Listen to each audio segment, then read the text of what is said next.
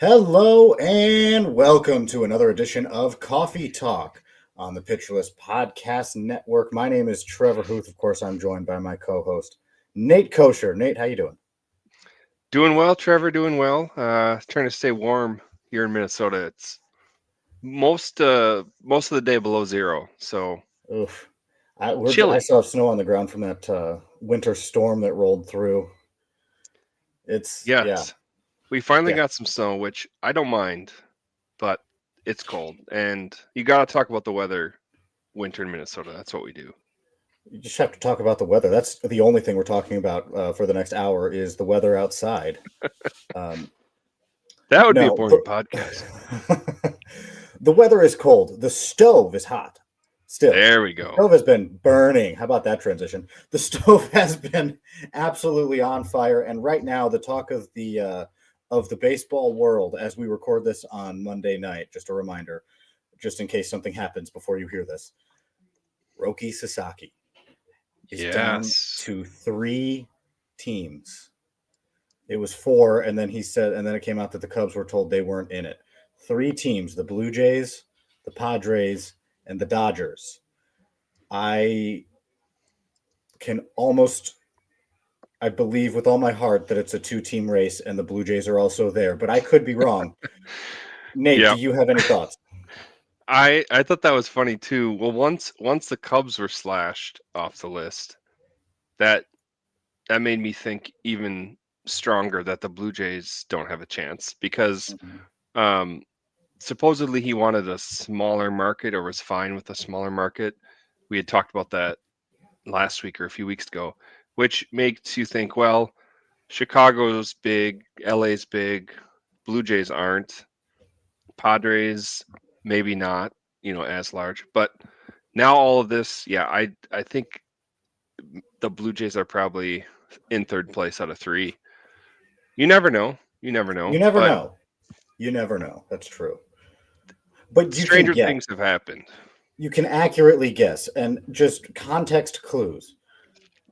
The Dodgers have had more than one, it might be 2, it could be 3, I can't remember, but more than one player that they were prepared to sign an international free agency that opens on January 15th. This being recorded on January 13th.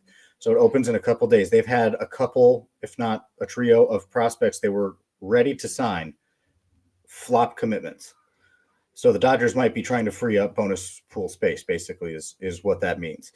Or think they have a deal, but they need to A create real the space chance. first. Right. Yeah. Um, the Padres have Yu Darvish, who is Roki Sasaki's like hero, and they work out together, I guess. And also, Interesting. about 30 minutes before we started this recording this podcast, I saw a video of Roki Sasaki throwing at Petco Park wearing Padres colors. So that's Ooh. out there on the internet. So to me, it's those 2 teams for those reasons. And then he also said the Blue Jays were a finalist. I'm trying to figure that one out. But the other 2 teams make a lot of sense. Yeah, I agree. I think it's probably either the Dodgers or Padres.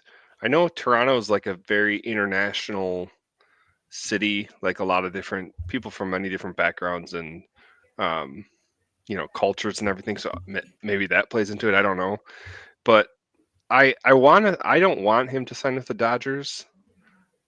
I'd actually have him not sign with the Dodgers or Padres, being in the NL West with the Diamondbacks. But just because the Dodgers have gotten everyone, I kind of want him to sign with the Padres just to mix Yeah. it up.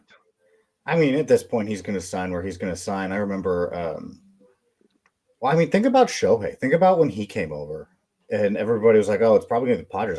I was convinced it was going to be the Padres. Yeah, And then it seems like out of nowhere, he chose the Angels. So I guess maybe it could be the true. Blue Jays. You just never know. But it's expected soon, like within It the next is. week or so here, right? We're supposed Right. to hear Yeah. hear what his final decision. Well, I think he's eligible to sign on the 15th. I think his posting is only open until like the 21st or something like that. So he has to Okay. decide soon.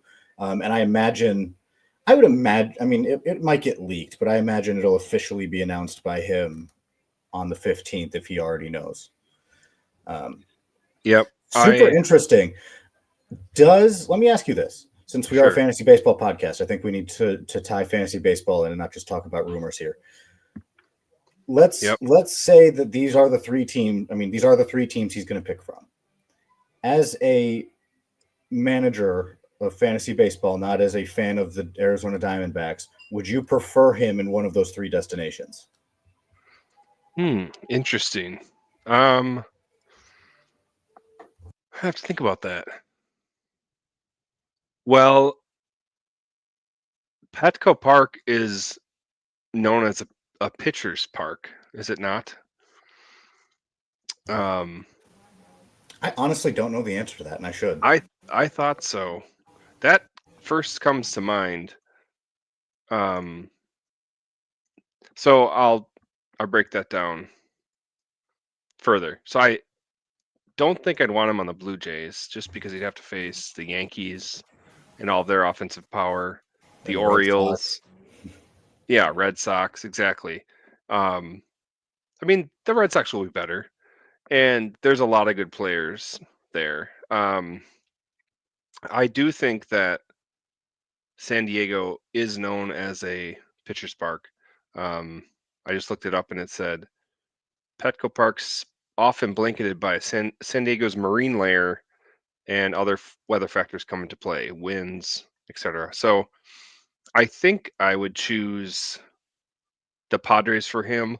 Also, I think the Padres or Dodgers would be good. He'd get wins and run support with either of those two teams, but maybe on the Padres he has more of a chance to be like quote unquote the man, take a bigger role, you know, on that pitching staff. So I think that would be the top choice from a fantasy perspective.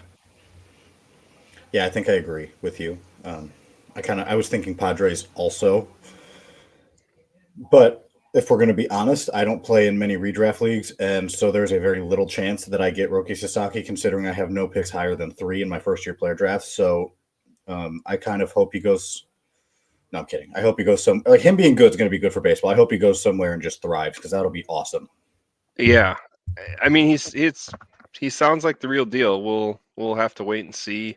But that's going to be exciting, and it'll be interesting to see who or what sways him.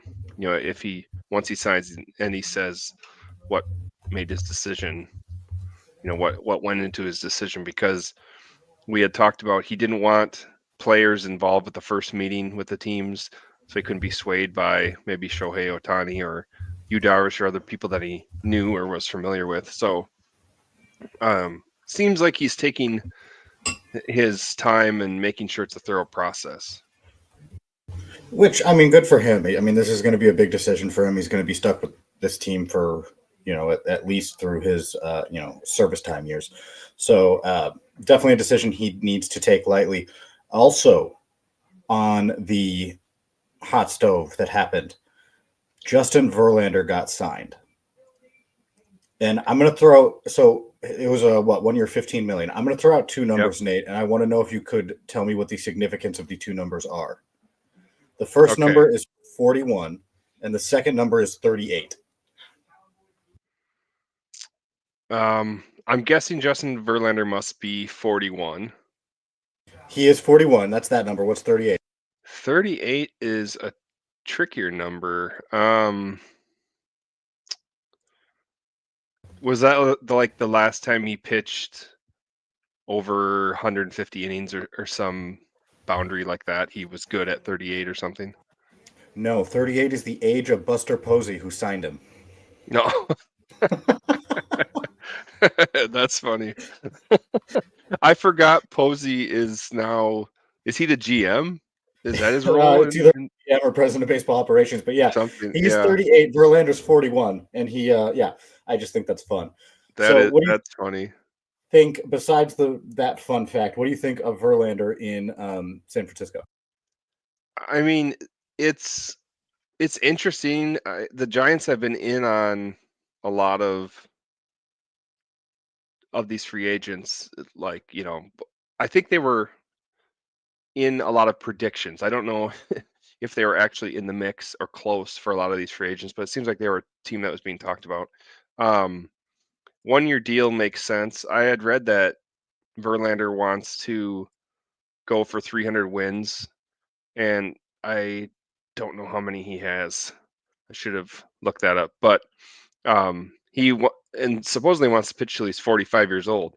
I think this year he'll need to kind of prove it if he wants to continue past this year, because he had a rough year last year with injuries, shoulder, neck. I know it was a problem, and he only made 17 starts. So I think they'll probably take their, you know, take it easy with their approach with him. But obviously, a veteran, one of the best to ever play, and probably a good presence for their younger starters.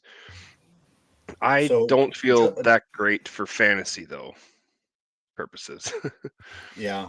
I'll say Justin that. Verlander milestone watch: 262 wins, 3,416 strikeouts on his career. So 38 is also how many more wins he needs, right? Oh wow! I Wow. think that Okay, math works out. that does. Wow, good for you. That's awesome. So, But that would be cool. He's like, I actually wrote an article for Pitcher List once about 300 game winners, and he may be the last person that's ever able to do it. he'd have to put a lot of wins in a very short amount of time. He had Yeah. 5 wins last year in his 17 games. I mean, he'd have to kind of rediscover something, and he would Mm, need to play obviously for 3, 4, 5 more seasons. But yeah. he's one of the last few guys that have a realistic shot. Um, I'd stay away in fantasy, but Or it's he just cool puts that up he's one 20-win continuing. season. He's like right there. That's true. If he can discover something different with the So Giants. here's a stat that about Justin Verlander that I wish I didn't know. You know how he's a dominant pitcher. I'm a Tigers fan. I remember him as this dominant strikeout master, right? Yes. He has 3,416 strikeouts and 3,415 and 2/3 career innings. Wow. It's kind of fallen off in the last few years, and the innings have caught up to the strikeouts. Yeah. I mean, he really hasn't been himself for a few years. See, the last time that he was over 9 strikeouts per nine was in his last All Star season in 2022 when he was at 9.5 strikeouts per nine when he won a Cy Young Award. There you go. He was really good that year. Yes. Remember the year before he was out all season, and the last couple of years he's been injured. But I mean, 2022 isn't that long ago. You could argue, well, maybe he had just been injured, and these aren't the things that are going to end his career, just nagging injuries. You never know. That's the devil's advocate. I'd love to see him play as long as humanly possible, but I don't know. I just if he needs to discover something, like you said, and that's kind of where you just don't know what's going to happen. Um, in other news, the Dodgers have made a couple of trades. One of them, the big one, was Gavin Lux to Cincinnati in return for the 37th overall pick and an outfield prospect named Mike Sirota. Not Soroka, Sirota. Yes. Yes. I So noticed that too. Different guy.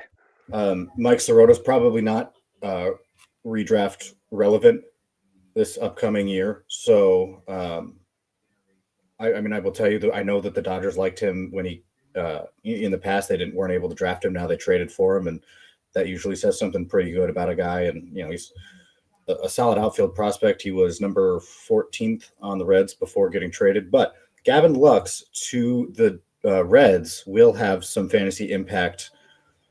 Maybe it's very confusing. If you want my take, I think the Reds believe that there's going to be a rule put in where you can play 6 infielders, maybe even 12 infielders. But I don't know. Do you have any strong feelings about Gavin Lux to Cincinnati? Not really. I agree. Not that exciting from a fantasy perspective. When I saw the trade, I thought, oh, they're backfilling for India. Um, remember because they moved him in the Brady Singer trade. So that's the only thing that came to my mind. Lux can play a few different positions, and he's an okay player, but I guess It seemed like unless he he was breaking has, out until he got hurt, yeah, right? And then he kind right, of got hurt and didn't play in 2023 and came back, and he wasn't the same guy in 2024. right. Yes, it did seem like he was maybe finally hitting his, uh, you know, breaking out into that player maybe we thought he'd be, but then last year wasn't it. So not that interesting, but in a deeper league, Gavin Lux is probably someone you'd roster. Let's see, 26 years old in 2024. He hit 251 with 10 home runs and 5 steals. So if he now, let's assume every day at bats in Cincinnati, which I don't know if you can assume that, but for the sake of argument, let's assume every day at bats in Cincinnati. Do you expect the power numbers to go up enough to where he becomes fantasy relevant? That's a good point. I mean, he could hit, yeah, I guess if you, best case scenario, he could maybe chase 20 home runs, 10 steals, something like that. Um, in one of those deeper leagues, maybe that gives him a boost playing, his home games in Cincinnati, but it's not someone I would chase. Yeah, I agree with you. I'm just playing devil's advocate here, and roster resource has Gavin Lux getting DH at bats hitting out of the 9 hole. Oh, DH, okay. Oh my gosh, man, they're in. I mean, they have Ellie, they have Matt McClain, they have Jamer Candelario. Now they have Gavin Lux, Cooper Bowman. They just took in the Rule 5 draft. He's an infielder. Obviously, still have Santiago Espinal. Man, they have infielders. Yeah, they do. I Noelvi would not guess Marte. DH. Yeah, they certainly have infielders. That's one thing about them. The other trade that the Dodgers made, talk about it here before we take a quick timeout. They traded Diego Cartaya to the Twins for Jose Vasquez. Now, Cartaya was just designated for assignment um, as the Dodgers needed the space. He was the Dodgers' #1 prospect in 2023. I've seen him live. I have thoughts, but it seems like everything has taken a regression. Things have been stunted. And he has a new start in Minnesota. You might get to see him depending on how quickly they want to move him. So, do you know much about Diego Cartaya? Do you have any thoughts about that trade, Nate? Yeah, so out of those two trades, I mean, that one's more intriguing to me, even though Lux has, I guess proven himself more so far and obviously played in the majors. But as a former top prospect, I mean, it was just a couple years ago, he, Cartaya, let's see, he was Pipeline's number 14 prospect in all of baseball entering 2023. So that's someone they were at one point pretty high on. And I know he has potential power. He's strong. He can hit home runs, maybe. That's the hope. And I think the Twins are just seeing if they can take a chance on him and see if they can unlock something. Because they have some other catchers on their roster. But it was just interesting because I knew he was a name people were excited about a few years ago, a high prospect with some pedigree that has dropped off. So maybe a change of scenery will do him well, but it was just interesting to me because I thought, well, a high profile name who hasn't done much yet.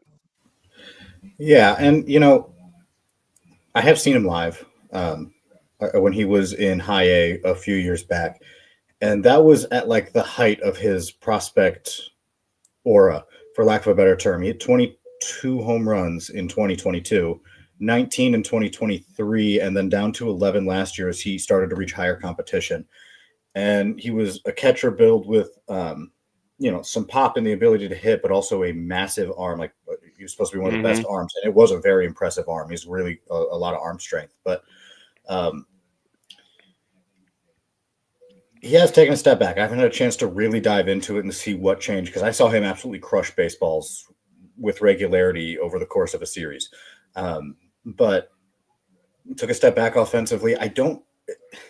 Is Minnesota the place for his bounce back, though? I mean, they have, I think I just counted 4 catchers on their 40-man, including now Cartaya. They have Jair Camargo, and then Christian Vasquez and Ryan Jeffers at the major league level. So, I mean, maybe they're hoping that he returns to form and take on a bigger role like that, but it just seems like an odd place for him to try to have a career revival. I think, honestly, I'm more interested in the Lux trade, just to think opposite of you, Nate. Sure. No, I think Lux might benefit more from being traded than Diego Cartaya. Either way, Nate, I can see that. Yes. Yeah. Either way, Nate, we do need to take a quick time out here. We, of course, appreciate you listening. This is Coffee Talk as part of the Pitcher List Podcast Network.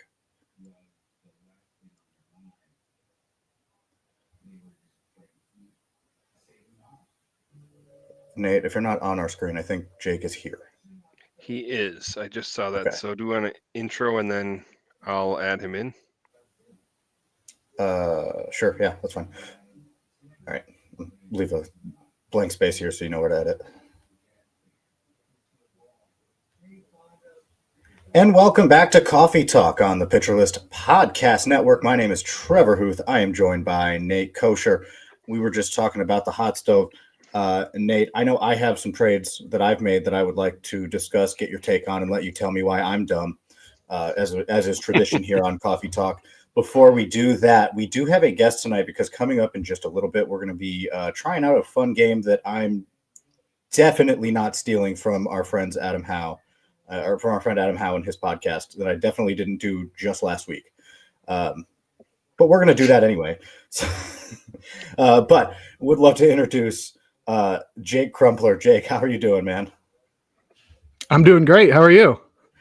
Good. We are so happy to have you back. The dedicated Coffee Talk listeners might remember Jake filling in a while back for Nate, and great to have you back. Yeah, I'm pumped to be here. Excited to talk some baseball. I'm ready for that every day of the week. Well, you're coming at a great time, because just like Nate, you also get to tell me how dumb I am for making certain trades. It's one of the things we love to do here, make trades in our Dynasty League, then we talk about it and get people's thoughts. Before we do that, again, reminding everybody, we record on Mondays. Where do you think Roki Sasaki is signing? Ooh, anybody but the Dodgers, please. Yeah. Yeah, we were also kind of there, but man, it's just tough. We talked a lot about it, but it's just tough. So the first trade I made, I've talked a lot about this 30-team league that I am in. I traded Colin Rea and 20th overall for prospect Michael Arroyo and 33rd overall. Now, just before you guys jump in, keeping in mind, I have the 3rd overall pick in the first-year player draft, so I'm not dropping out of the first round. And it's a really early second rounder. And I guess shameless plug, and just finished my top 600 for Fantrax in terms of dynasty prospects, which will be dropping at some point soon. Myself and Wes Hughes are working on that. And I put Michael Arroyo 36th overall. So I am obscenely high on Michael Arroyo, personally. Again, this is dynasty, not redraft. I know we like to focus on redraft here, but Colin Rea, 20th overall for Michael Arroyo, 33rd overall. Jake, do you have any strong thoughts one way or the other on this? I wish. This is my first time hearing of Michael Arroyo, though I did look him up. So I am familiar with how good he was last year for the Mariners minor league affiliates.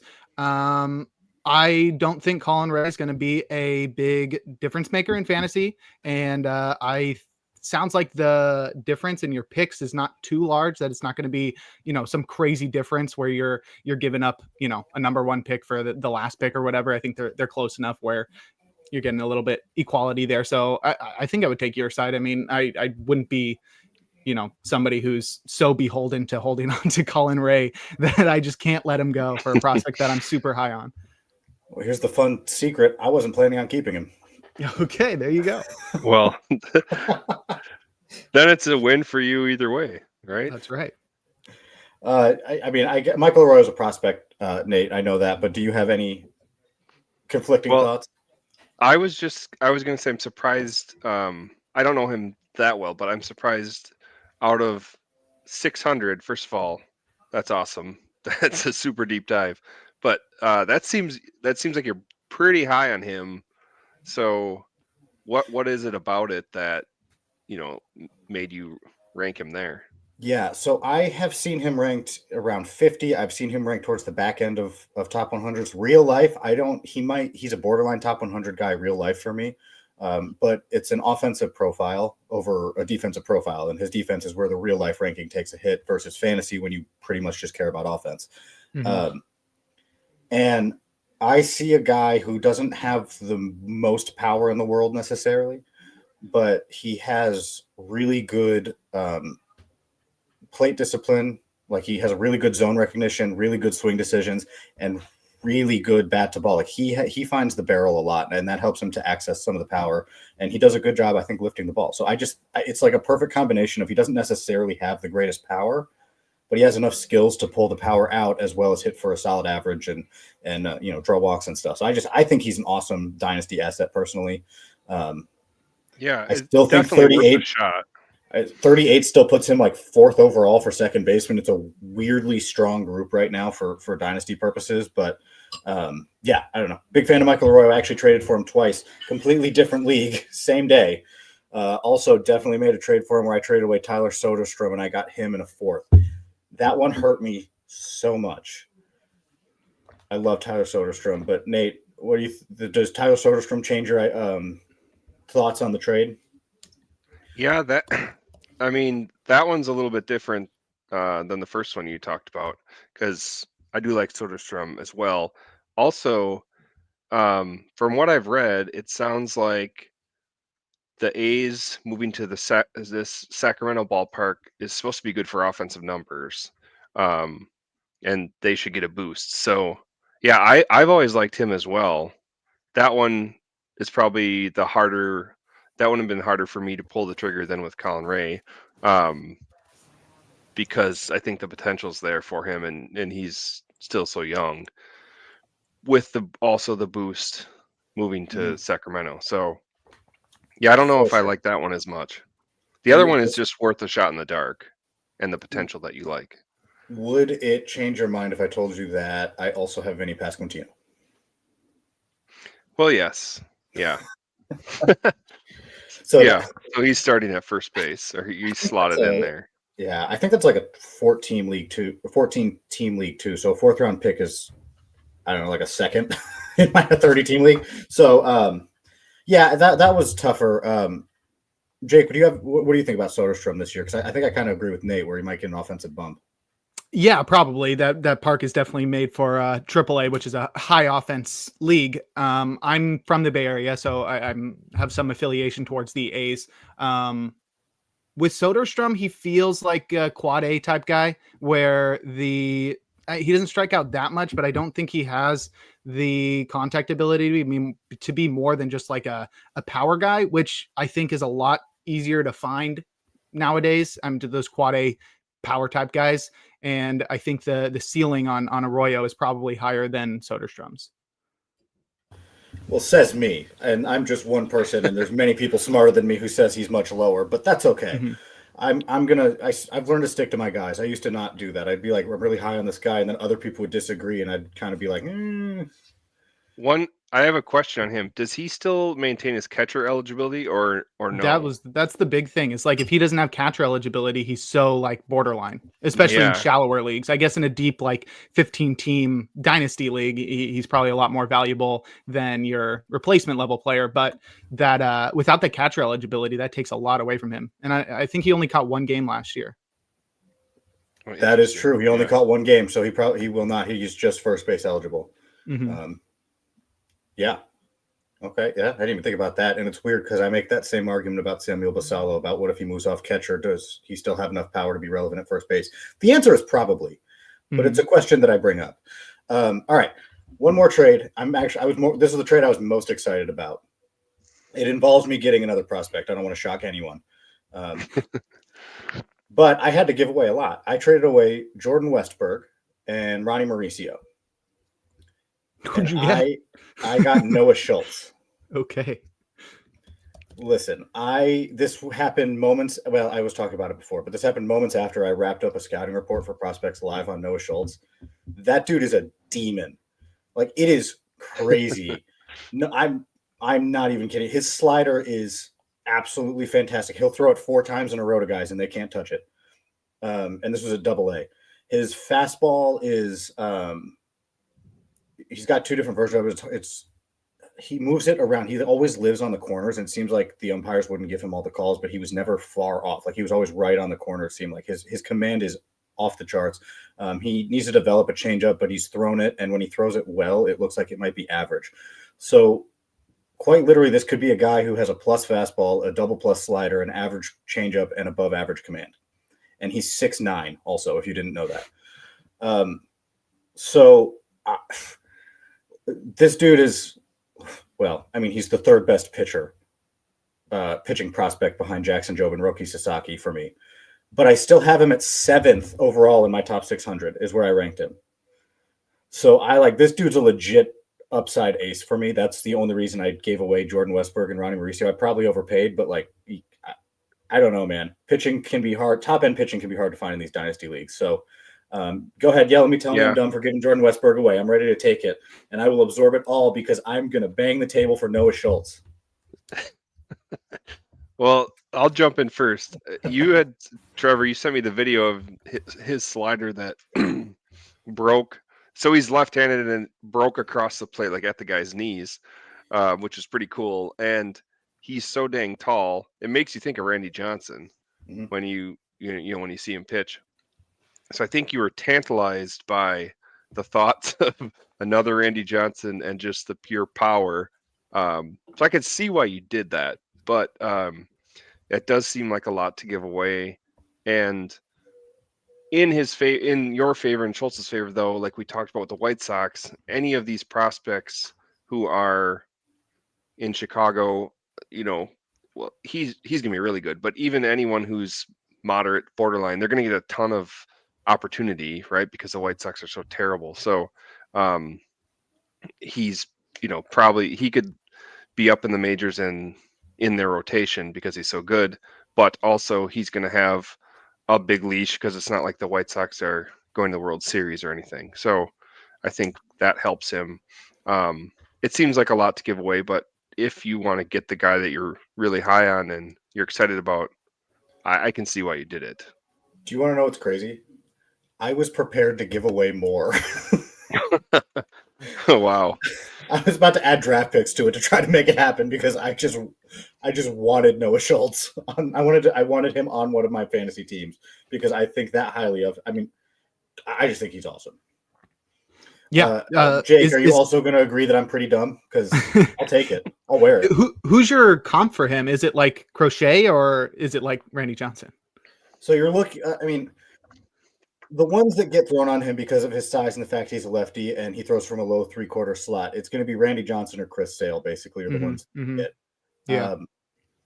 And either one is fine with me, just to be honest. But I don't know. I sent a text to somebody when I watched him and said, I really want, I'm not going to because it's hard to be a 70. I really want to put a 70 OFP on this guy, which I struggle to put 60 OFPs on guys. I think one of the first ones I ever did was actually Tyler Soderstrom. Fun fact. But I very rarely feel this strongly about a player. The last time I felt this strongly about a player was when I saw one swing from Junior Caminero from the DSL League, and I was like, this is fun. Turned out it was. But yeah, I don't know. I know I gave up a lot. I figured I gave up a lot, but when you are bad at fantasy baseball like me and you just want to go get your guys and have fun, you give up a lot to get Noah Schultz. And I think that's why you're doing it. I didn't realize you were bad. That makes everything. There we go. Right. Yeah. Oh yeah. Terrible at fantasy. Thank you for listening to the podcast, everybody. I'll duck out now. No.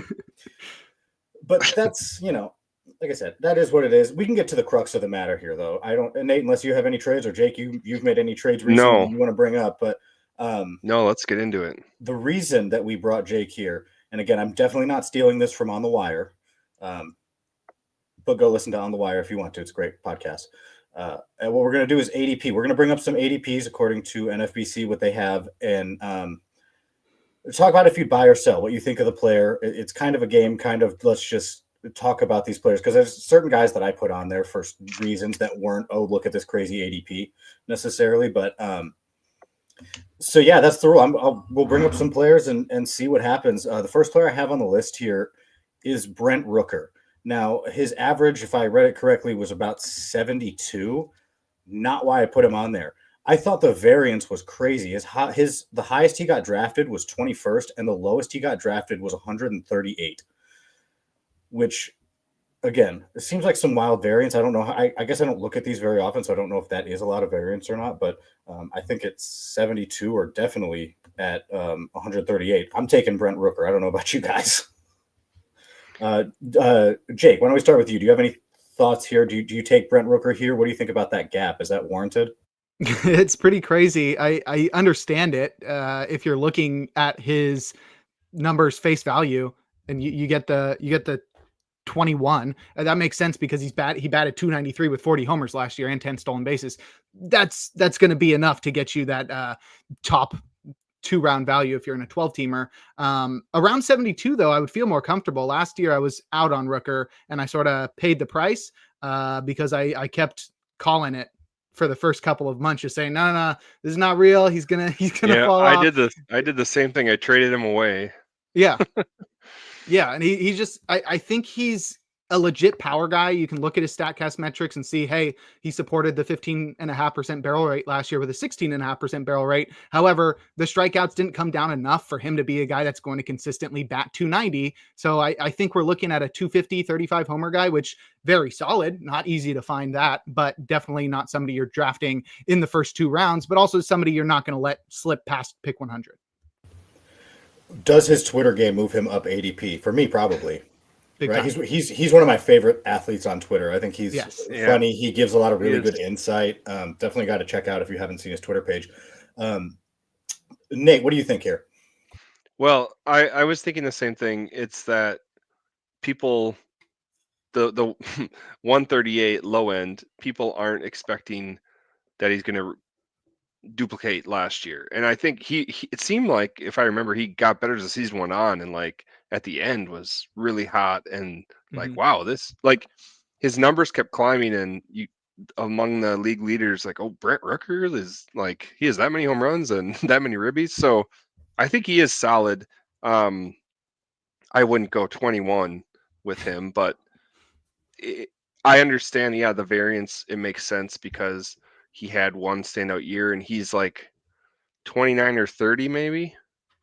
He's already had put some time in. I believe he was on the Twins at one point. Yeah, he was. He's entering his age 30 season. Yeah. So it's not like he just broke out. Like, he's 23, 24, and now he has this, big career ahead of him. I think that was maybe his peak. But he's going to hit home runs. So, yeah. I do think he's a fun guy. Another Oakland A, well, not Oakland A, Sacramento A, whatever they are. It's just sad. I feel bad for the A's. So I like when there's a good player. They have a good player still. Let me put this question out to you then, Nate, because we just talked about with Soderstrom the offensive boost that he gets from playing in the Sacramento Stadium. Does that factor into how you think about Brent Rooker? No, I don't think so. I just don't think he's going to hit again what he did last year. I do think he has, the home run power is legit, but I think that was kind of the ceiling for him. Mm-hmm. All right. Yeah, for sure. So before we jump into the next one with the wonderful timing that we have here, we are going to take a quick timeout. Appreciate you listening. We will have more coming up of this fun ADP game, and there will be different reasons we pull these guys out, but make sure to stay tuned because that's going to be coming up. You are listening to Coffee Talk, a proud member of the Pitcher List Podcast Network. And welcome back to Coffee Talk on the Pitcherless Podcast Network. My name is Trevor Hooth. Of course, I am joined by Nate Kosher, and we have special guest Jake Crumpler with us. We're talking ADPs. I am going to bring up another guy who I thought had pretty big variance, and also I don't know if I'm buying him at the high slot. That is Ceddanne Rafaela with the Red Sox. His high was 86. His low was 218. I forgot to write down his average, but I am Somewhere taking him in between closer those. to that. Yeah, I'm taking him closer to that 218. Honestly, I mean his stats are a little all over the place. He had 15 home runs and 19 steals.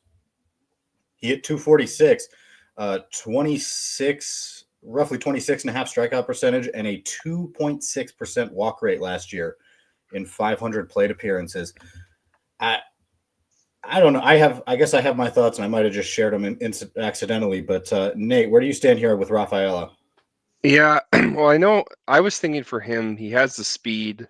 I didn't realize he had 75 ribbies last year and the home runs. I wouldn't have guessed they were that high. But on base percentage of 274 last year. Ugh. I mean, that is ugly. 150 strikeouts too. He could be useful for the speed, I guess, and some power, that combination. But yeah, I tend to agree. I don't think I'm huge on him. Although he is also um last year is pretty much his first full years, and he's young, so he could improve, but some of those numbers are kind of ugly. Yeah, I'm not the biggest fan of Rafaela either. The plate discipline, I'm glad Trevor read those out, because that's exactly why I avoid him. My home league is a points league that weighs heavily walks and strikeouts. So I'm always somebody who's a little bit biased towards somebody with good plate discipline. And Rafael Okay. is the other side of that spectrum, where Yes. he's never taken pitches. He's swinging at everything. And that's good if you're like a really good hitter. We're talking like 24-year-old Javi Baez, somebody who can just hit everything. And when they do hit it, they crush it. But somebody like Rafaela, who's 5'9", 165, nothing wrong for the short Kings. I just don't think he has enough power. And you can look at his StatCast metrics. He's got a 7.5% barrel rate, which is solid. But with that many strikeouts and with his inability to make consistent contact, he becomes a low batting average, slight power with enough speed to make 20 steals if he's getting on base enough. Like, he has to play because of that 270 OBP. He's going to have so many few opportunities to steal bases, which is Good going to point. be his main point of producing stuff for you in fantasy. So if he doesn't have a lot of opportunities to steal, he's not stealing a lot. So then we get what we got last year, and you get 15 homers, 19 steals, and that's fine if he's one of your last picks. But going into this next year with people projecting him to maybe take a step forward because he's so young on a team that continues to improve, I think his ADP continues to rise. And then you get guys taking him at 86 inside the top 100 because they're betting on a big breakout. But I would need to see something change in his profile before I can start to buy into him being different than he was last year, which last year was still valuable in certain leagues. I'm talking like deep roto leagues, but outside of that, he becomes somebody that's, waiver wire fodder unless he can make, improvements in his plate discipline, his contact metrics, or his power. All very good points. Did you have to bring up Javi Baez? What's wrong with that? Are you a Cubs fan? Tigers fan. Okay. Oh, that's much worse. Oh, the comedic timing. So, no. Yeah, all very good points with Rafaela. My big thing with him right now is that the Red Sox outfield consists of Jarren Duran. They have Masataka Yoshida at DH, but he can also play some outfield. They have Wilyer Abreu, who's 25, entering his 26th season, just won a Gold Glove, and I think he finished with Rookie of the Year votes, if I'm not mistaken. And then you have Rafaela. So what happens when arguably baseball's top prospect, Roman Anthony, who's also an outfielder, you deem him ready? Who gets kicked out? Do you kick out the Gold Glover? Do you kick out the main piece of your lineup, Jarren Duran? Probably not. Or do you kick out the guy who has a 270 on base percentage? Right? Yeah, So, I mean, he could definitely be a util guy too, because he can play everywhere. He could, right? And that's the thing is that almost seems like that would have to be his future is that he's a util guy who figures out a way. The at bats may go away here, and Jake, as you said, can he do enough in the small amount of at bats that he gets? And I don't know. I really don't. So that was an interesting one for me. These next couple, I'm going to give you pairs of players that are right next to each other in terms of ADP, and I want to know who you prefer. Parker Meadows and Mason Wynn, 167 and 168. In my mind, both kind of give you similar skill sets in ways in terms of fantasy. Do you prefer one over the other, Nate? I actually owned some Mason Wynn shares last year, and he was pretty good for a rookie, but I seem to think maybe he had the reverse of Brett Rooker, where he slowed down toward the end of the season, if I'm not mistaken. But he was, a likable player. That was in my big 30 league team. Parker Meadows, I think there's some, being the Tigers expert, there's some hype around him still, is there not? They're excited about him, or is he already? I'm very excited. He missed a lot of last year and came back just on a tear. Less than 300 plate appearances, hit 9 home runs, stole 9 bases. Was worth 111 WRC plus. Like he still can do a lot of stuff. He just was hurt last year, but I think he gives you some power and some speed. Absolutely. Yeah. So knowing that, I think he probably has a higher ceiling. Mason Wynn's a nice, like a nice hitter. He had 15 home runs, but maybe he's the safer pick, but Meadows is the higher ceiling. That's what I would say. Mm-hmm. Yeah, for sure. Jake, do you agree? Yeah, I think I would choose Meadows, mostly because of the external circumstances. I like Meadows' lineup better. Both of them are projected to be leadoff guys. Mason Wynn had a big power surge in the second half. He hit 10 homers in the second half after hitting 5 in the first. But I think the difference there for me is Meadows' StatCast metrics are better, and I like the lineup behind him more. Wow. Somebody just said they like Tigers lineup. It's a good time to be alive. That's why you put him on there. Listen, of course, you got to hype the Tigers up. No, I got into Tigers fandom at like the low point, which couldn't be any time over the last decade. But it's nice to see their lineup taking a step forward. All right, this one, I don't know. This one's weird to me. That's why I put this here. I think it's very clear who I would prefer. But Porter Hodge is at 188 and Luis Gil or Heel. Sorry, my apologies. Luis Heel is at 189. So one spot behind Porter Hodge. Listen, I love Porter Hodge as much as the next guy. I was hyping him up 2 years ago or whenever he was a prospect that I was hyping up. But at one point I was like, yes, Porter Hodge. But do you think that he is warranted right where he's at, Jake?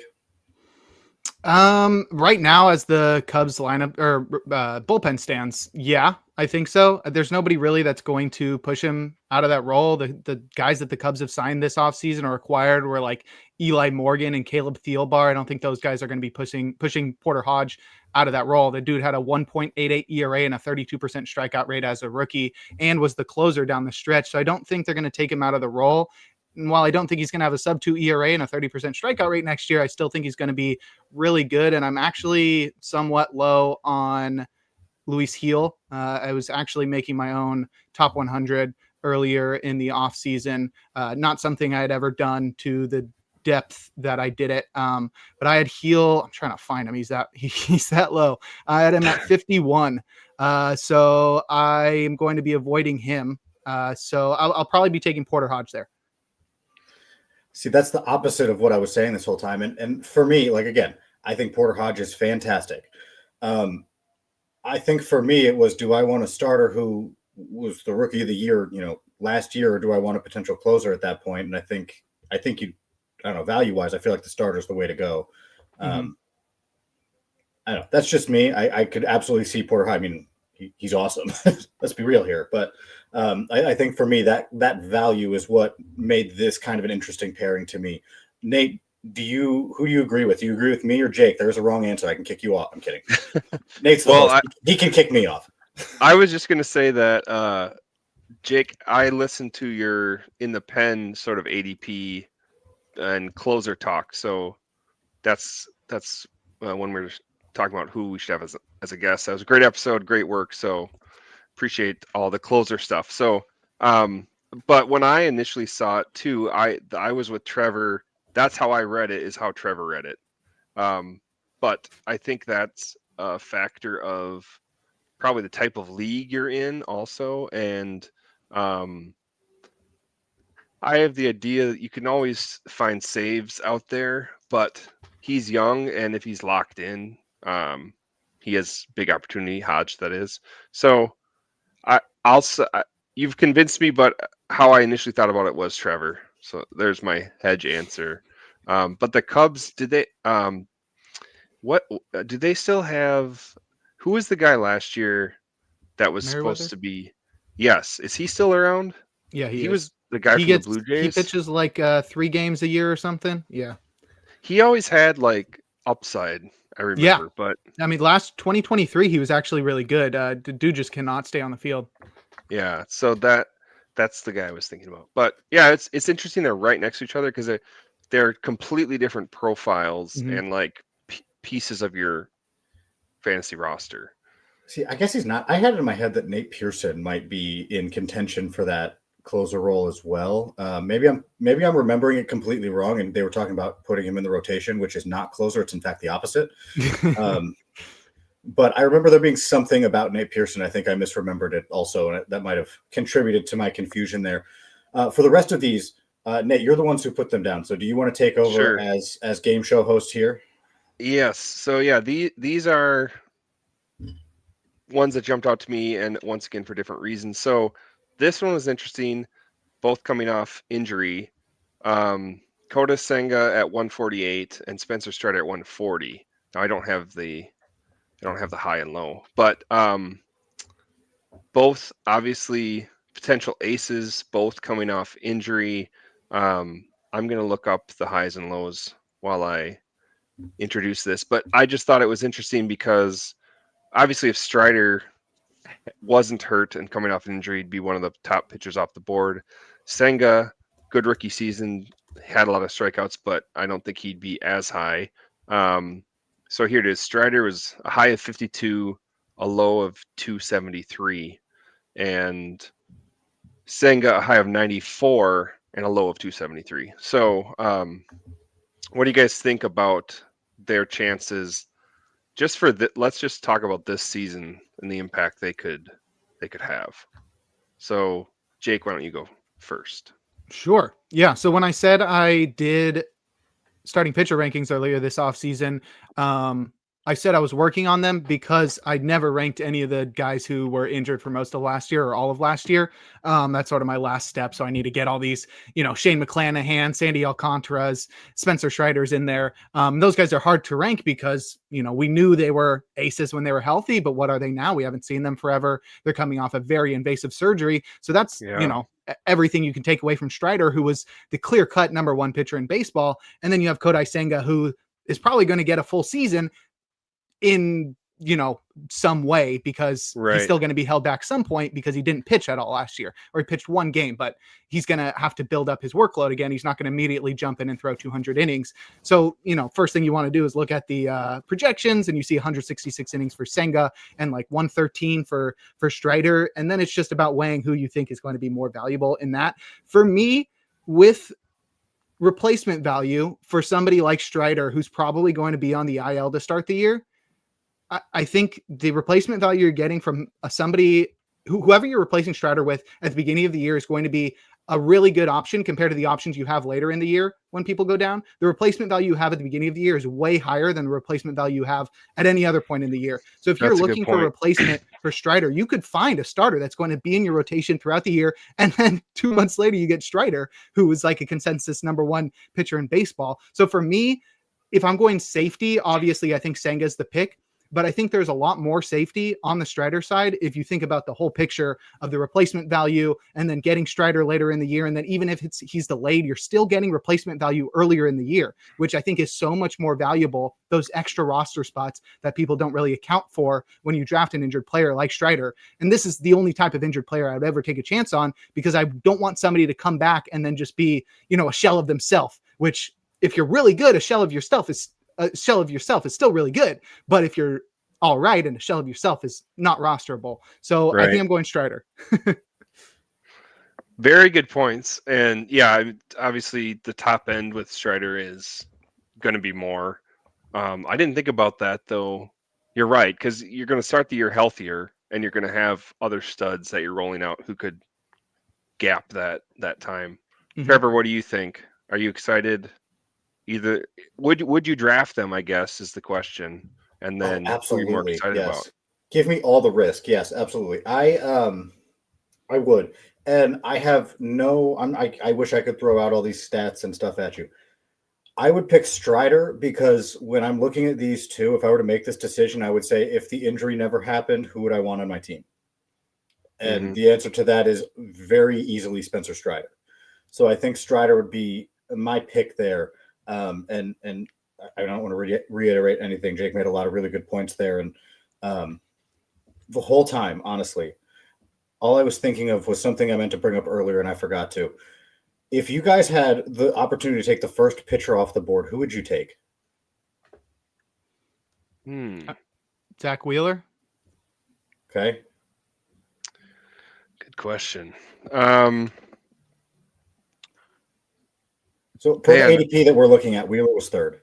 I think probably Scooble. Okay. Not to make your Tigers, head grow even larger, but after that season, and I think he's farther down the road. Paul Skeens, his stuff is crazy, but we haven't seen enough, and he's still so young, and there's too many different factors, I think. So I agree with Scooble. I mean, obviously I'm a Tigers fan, but I agree with taking Scooble first. Wheeler was third, Scooble was second, Skeens was first. And that just, I guess I kind of get it because I'm also a prospect head, but I was like, why not Scooble? I don't know.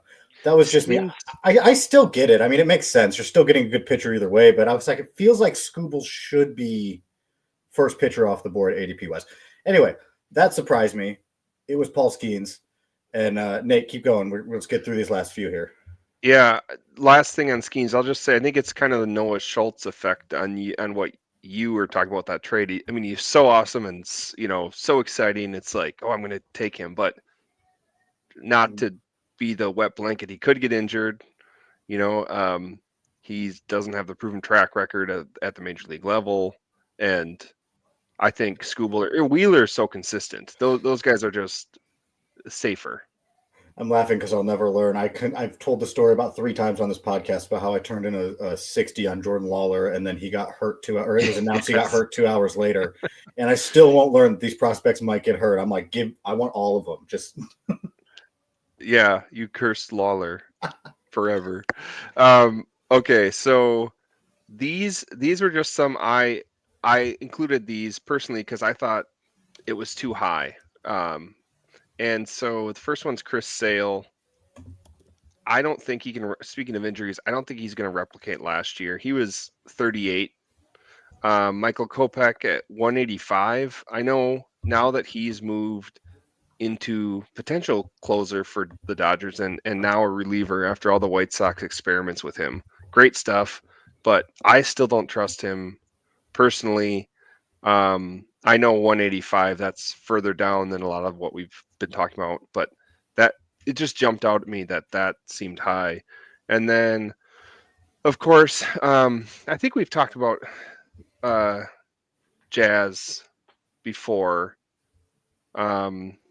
with the Yankees, Jazz Chisholm. So, Trevor, you're big on him, but 26th overall to me, once again, I guess you could say each of those guys I have some injury concerns with, and they all seem too high. But what do you guys? I'm not comparing them. I'm just saying on their own they all seem high to me. What are your guys' thoughts? I agree with Sale. I think that's probably a little high for my taste. I probably agree on Kopech, even though he's with the Dodgers. So, I mean, he may just be good forever now. Um, I would, I think I would take Chisholm there, depending on how the board fell. I mean, obviously, if there's somebody who I really like falls down to 26, I'm not taking Jess Chisholm, but he still had what 24 home runs last year, 40 stolen bases. Um, it was his best season by Fangraphs WAR by far, and he's playing in Yankee Stadium. So Yeah, that's another stadium where you're like, hey, it seems like that would help your offense. So I think just based on his home stadium and based on the fact that he's just a pure electric factory of a player, and he could just turn it on and go on these tears. I think I would take him at 26, depending on how the board fell. I think that's a very sure. specific way for me to take him, but I do think that I wouldn't be upset to getting him there personally. Yeah, Jake, what do you think about that grouping of guys? Sure. I sort of like Jazz this year. I took him in the pitcher list staff mock draft from like October, November, way too early. I think I took him in the 3rd or 4th round. So I do like, I've always been a fan of his. I think I predicted him for MVP a couple of years ago as well, before he'd done anything. He's never lived up to that, but I loved the level that he took his game to in New York. It felt like he was feeding off the atmosphere there, playing for a better team. And the numbers he put up in just 46 games in New York were, nothing he's ever done before. 11 homers and 18 steals with a 23.5% strikeout rate and a 132 WRC plus.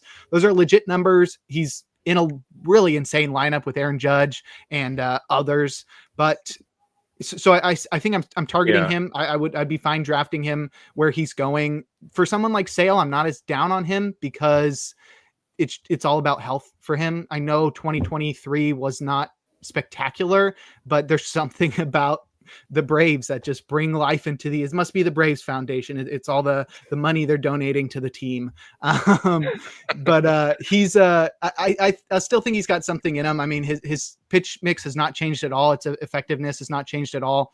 I think as long as he's healthy, he's going to be a top 10 pitcher. And then Kopech, I actually really like. I mean, I remember when he was coming up as a prospect, this was like one of the first real pitching prospects I remember. I'm 27. So for me, that was like, I was in high school still.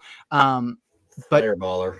Yeah, it was crazy. Like they were talking about him like he was, some next level insane talent who's going to come in as a starter throwing 100 miles per hour. And he never did that. So I'm glad to see that he's changed things up and finally focused on being a reliever. And I think that's going to do wonders for him. We already saw last year, focusing his role on the bullpen allowed him to, reduce his pitch mix and make it into one that's more effective, more streamlined. And he threw away that slider a little bit and emphasize the cutter, which I think is much more effective. So he becomes like a right-handed Garrett Crochet, obviously with different metrics and stuff. But I do think his stuff is pretty dominating. Pitching for the Dodgers as well gives him lots of opportunities. The problem is there's plenty of guys there. I think Blake Trinan has a really good shot at being the closer in LA. Additionally, everybody's going to get their phantom IL stint in Hollywood. So Kopech's not going to be due for a year without any IL stints, but I still think he's solid. He's just not maybe what we thought he was going into the offseason, where I thought he was going to be, the next big Dodgers closer. Now with Trinan back, I'm sort of hesitant to say that. I just want to point out that you just talked about Sale at 38 years old being a top 10 arm. If that turns out to be Noah Schultz, I win the trade. Okay. Deal. Yeah, there we go. Yeah, I hope, right? No, I realize I gave up a lot there. Anyway, Jake, we really appreciate you coming on. Do you have anything that you would like to plug while you are here? Definitely go check out the In the Pen podcast. Rick Graham and I record every other week in the off season and every week during the season. Those post on Friday, so definitely go check those out. Hopefully coming out with a couple big articles to close out this month on Pitcher List. And I do some work over at Baseball HQ, but please go follow me at Jake Crumpler on Twitter and Blue Sky. Awesome. We appreciate you being on here, Nate. Do you have anything you want to plug here at the end? No, not really. The ongoing free agent article that I did, it's wrapping up. So like most of the free agents have signed now. this offseason. But there's a few left. Pete Alonso is a guy we've talked about. So I'll be making further updates to that as the offseason continues. But just wanted to thank Jake again for joining us. And ADP is fun, isn't it? We are in January, but we love fantasy baseball, and we could talk about this forever. Nate, the people want to know, have you figured out Blue Sky? Oh, no. That was my New Year's resolution. Going on week like 6 of Nate not figuring out Blue Sky. You can't follow me yet. You could, but I don't know how to follow you. It's not that hard, I promise you. So you can find me on Blue Sky, Trevor Hooth. I'm on Twitter at Hooth Trevor. And as I mentioned, I have a top 600 prospects myself, and it'll be a combination of myself and Wes Hughes, but I'm always happy to talk about where I had guys ranked.